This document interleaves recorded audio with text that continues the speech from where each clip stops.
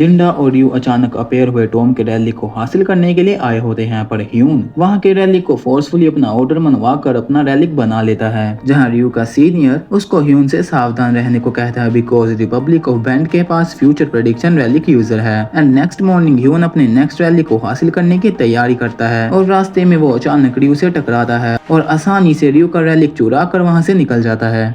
एक high level earthquake के बाद वहाँ एक नया टॉम अपेयर होता है। जमीन के अंदर से हजारों ब्रोकन स्वॉर्ड्स बाहर निकलने लगती हैं। जो ह्यून ये सब देख के समझ जाता है कि ये कोई नॉर्मल टॉम नहीं है, इसका रैलिक एक्सट्रीमली डेंजरस होने वाला है। वहाँ जमीन में हजारों टूटी हुई तलवारें थी जो पॉइंट करते हैं लेजेंडरी मुरामासा क्लैन की तरफ। मुरामासा वो स्वॉर्ड स्मिथ थे जो सेनगोकू और ईडो युग में फेमस थे, पर उनकी बनाई हुई तलवारें कर्स्ड होती थी। इतनी कर्ज की पूरी फैमिली तबाह हो गई। इसका मतलब ये टॉम ह्यूमंस के लिए एक डायरेक्ट नाइटमेयर होने वाला है। तभी ह्यून की स्टेटस विंडो पर अलर्ट आता है कि रैलिक का पॉइजनस ऑरा उसकी बॉडी और स्किन को डैमेज कर रहा है। पर अभी इन सब चीजों को इग्नोर करके ह्यून इस टॉम के रैलिक के बारे में सोच रहा होता है। तभी उसकी नजर एक बड़े से गड्ढे पर पड़ती है। गड्ढे के अंदर कुछ लोग फंसे हुए थे और एक लड़की रैलिक पोजेस्ड होकर सब पर ब्लाइंड अटैक कर रही थी। उस लड़की को देख ह्यून समझ जाता है कि मुरामासा का एक स्मॉल कट भी नॉर्मल ह्यूमंस को पोजेस कर लेता है। ह्यून नोटिस करता है कि गड्ढे के ऊपर एक ब्रिज बना हुआ है। ह्यून समझ जाता है कि किसी ने जानबूझकर इन लोगों को यहाँ फेंका था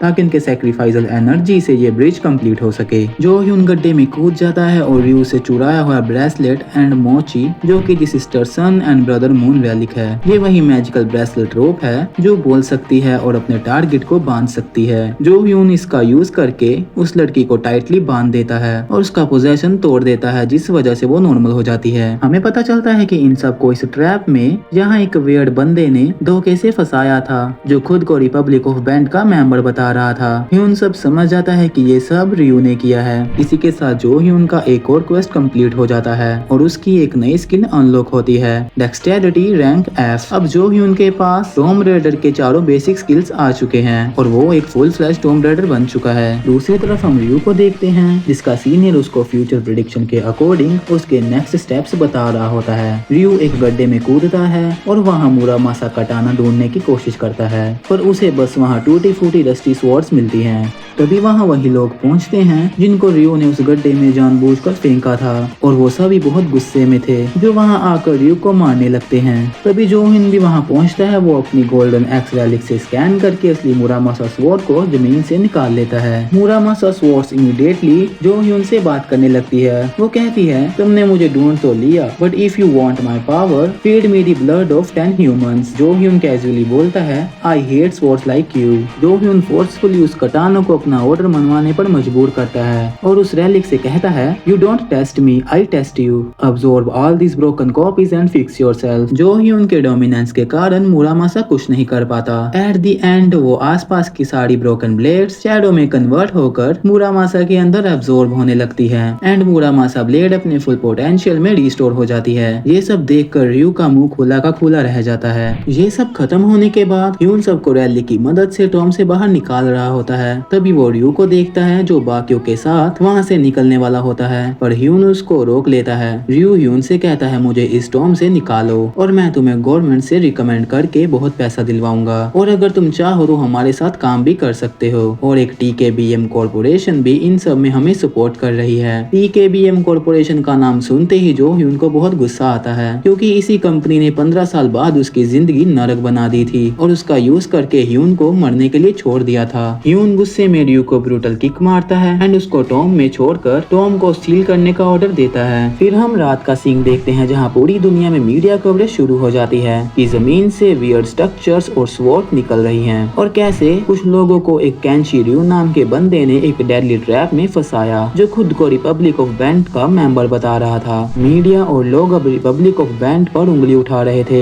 दूसरी तरफ कोरिया और जापान की गवर्नमेंट मिलकर एक हाई लेवल सीक्रेट मीटिंग करती है और इस सिचुएशन को हैंडल करने और नेक्स्ट मूव की प्लानिंग कर रही होती हैं। और दूसरी तरफ टॉम से बाहर आने के बाद जो ह्यून होटल में होता है तभी उसके पास क्वेस्ट रिवॉर्ड चूज करने का ऑप्शन आता है, path of dominance and path of affinity. जो ह्यून पाथ ऑफ डोमिनेंस चूज करता है और उसे एक कंज्यूमेबल रैलिक मिलता है। उसे खाते ही उसकी पॉइजन स्किन हीलिंग कंप्लीट हो जाती है और टॉलरेंस स्किल रिस्टोर हो जाती है। कुछ देर बाद सिस्टम अलर्ट आता होता है फ्यूचर गाइड रैली को कोई रीड कर रहा है। जो ह्यून को याद आता है कि ये बुक सासाकी यूका के पास होनी चाहिए जो फ्यूचर में इसकी ओनर थी। हमें पता चलता है कि ये रैलिक बाकियों से अलग है बिकॉज ये रैलिक अपना ओनर खुद चूज करता है और इसने सासाकी यूका को चूज किया था। जैसे ही रिपब्लिक ऑफ बैंड को इस रैलिक के बारे में पता चलता है वो सासाकी यूका को सपोर्ट करती है और उसकी पावर का यूज करती है। बट आफ्टर सम टाइम एक पावरफुल रैलिक यूजर ने यूका को मारकर उस बुक का ओनर बन गया था। बट प्रेजेंट टाइम में यूका अभी तक जिंदा है।